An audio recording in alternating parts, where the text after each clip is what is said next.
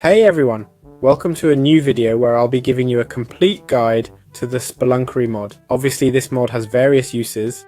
I'll explain the most interesting and relevant ones, like how you can fill a cauldron with water, add a slime block, and create slime. Look, I won't go into things that nobody's likely to use. Don't worry though, I'm not going to skip over too much information. But yeah, things like being able to feed slimes. You can use beetroot or rabbit meat to get slime balls. Nothing special. Sure, slime pets are cool, but that's not why we're here. We're here for the practical stuff. So how does this mod work? Well, if I search for redstone now, it not only adds different ore variants, but also redstone in andesite, diorite, granite, tuff, and calcite forms.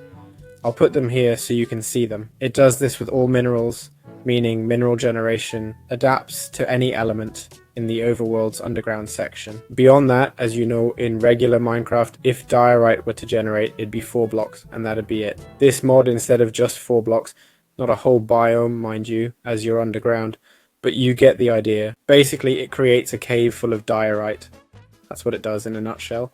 So it tweaks world generation a bit, adding new elements. We'll explore and compare to see if they're cool. First off, breaking redstone with a pickaxe gives you rough cinnabar, and breaking lapis gives you rough lazurite. These two elements, you take a sharpening stone, right click, and it'll give you experience. Let's see if it gives me experience. There's the experience. For rough cinnabar, it'll give you normal cinnabar and redstone. For lazurite, it'll give you lapis lazuli and gold nuggets. You can also process lapis lazuli here to get blue dye. Then we have the block for rough emerald from breaking emeralds and raw diamond, which you process in this diamond grindstone made with 2 sticks, 2 planks, a deep slate slab from 4 deep slate, and rough diamond split into 9 nuggets gives you 2. So right click and you'll get emeralds.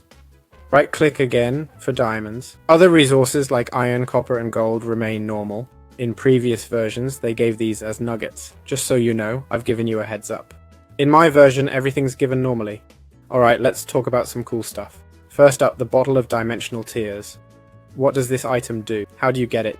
You need a glass bottle. In other versions, not this one, right click crying obsidian to get this bottle. But in the version I'm using, grab the respawn anchor, add 1 glowstone. Don't right click again or it'll explode and kill you. With a glass bottle in hand, right click to capture the anchor's coords. -43, 64, -376. There you go, in the bottle, and basically it says it's linked to this respawn anchor. What does this mean? It means that now I'll remove the F. When I take this bottle and drink it, if the anchor was there, it'll teleport me to the anchor's location and use it up. So yeah, this is really cool. But what else can we do? Well, if we have different bottles, we can take a cauldron and fill it with these bottles. Each time I step into the cauldron, it'll teleport me. Where it's linked, as you can see, it'll wear out a bit. If we want it infinitely, we can use a cube, okay? Fill the cube like a normal cauldron, right? When it's full, grab the cube and we'll have this element here. Each time we use this, it'll teleport us to where we want, or to where we've linked it. Next element, magnetite. It's mined with a siltouch pick as advanced as diamond, or with obsidian hammer and chisel. There are 2 types. Normal, made with flint, and advanced, obsidian. The difference is mining level, stone for one, diamond for the other. What does this mean? This block can't break normal blocks like grass, but only blocks a pickaxe could break, such as stone. As you can see, it breaks blocks as if you had silk touch. This is crucial when breaking magnetite with an obsidian hammer and chisel, as you'll want to break it with silk touch. This way, you can decraft it and get 9 magnetite pieces. If you don't use silk touch, you'll only get 1 piece. Where can you find magnetite? It's surrounded by obsidian and lava deep underground in caves. With magnetite and redstone, we can craft a magnetic compass using 4 magnetite, which points to magnetite deposits. If the magnetite can't find us, it's because it's right here, pointing at us. But if it can't find it, it'll point us north. It'll point north and we'd follow until it finds a point. We need to keep updating it. To update, crouch and right click. This removes the enchantment, then we update again. Now we have the item magnet which does this. It attracts any object within 8 blocks. Activate it with a right click. See? It's pulling that far off block. Well, it's an object. It does this with all nearby objects. The parachute here stops your fall. Watch me jump and activate it to avoid falling. You might ask, how can I use it again? I right click now and it's not working. You need to crouch, hold right click, and the parachute will reset in about 3 seconds. The favorite element, Nefrite. We'll find this element as is underground. It looks like this. When you break it, you'll get Nefrite chunks. 4 Nefrite chunks craft into a Nefrite block. What's the Nefrite block used for? Pass it through a grindstone, right click, and you'll get polished nephrite. 9 polished nephrite and 1 sculpt block make carved nephrite. And what's this element for? It's for storing experience. How do we put experience into this element?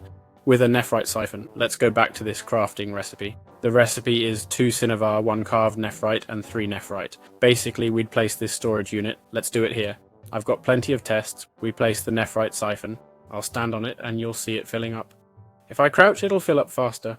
Understand that experience acts like a fluid. Even with the siphon up here, it'll flow down. It behaves just like water. Next is the nephrite diode. It's crafted with carved nephrite, a siphon, cinnabar, and 6 nephrite blocks. Quite pricey.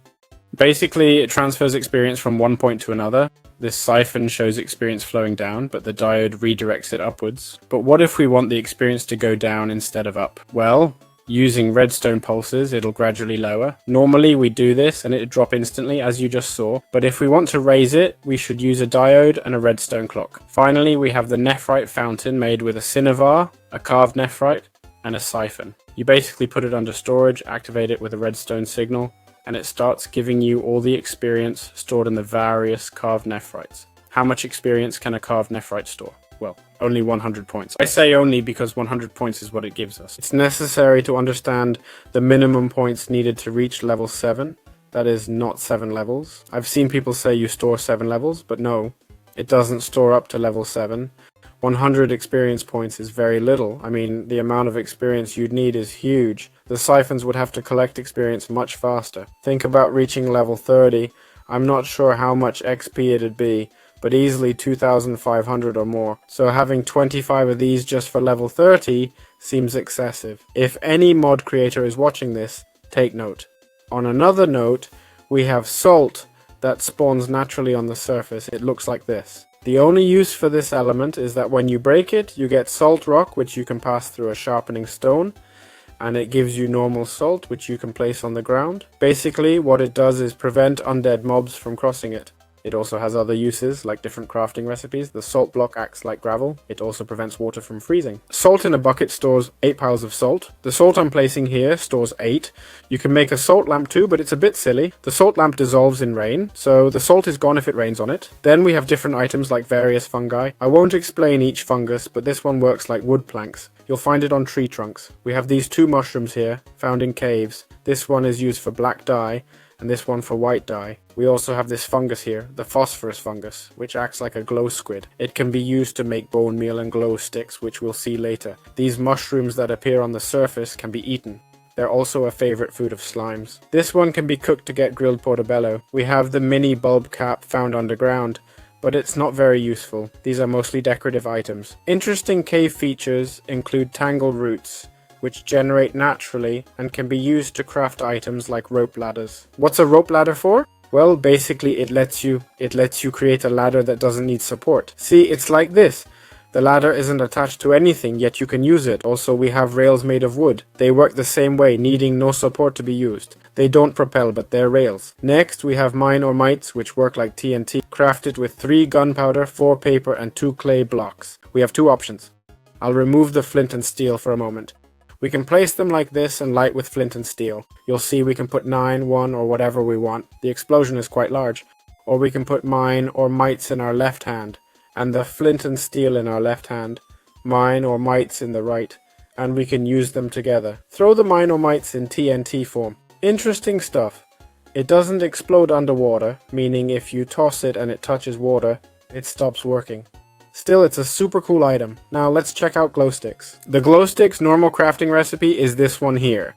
It's made with a slime ball, any glowing item, glow ink sac, shroom light, and a stick. It gives you 4, and you can dye all 4 of these.